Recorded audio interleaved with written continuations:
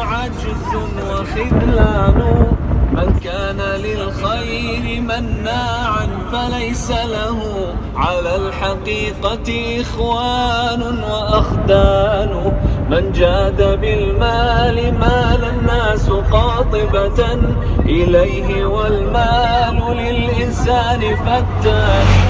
من سالم الناس يسلم من غوائلهم وعاش وهو قرير العين جذلان.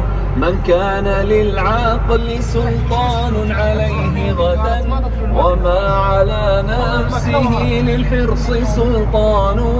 من مد طرفا لفرط الجهل نحو هوى أغضى على الحق يوما وهو خزيان.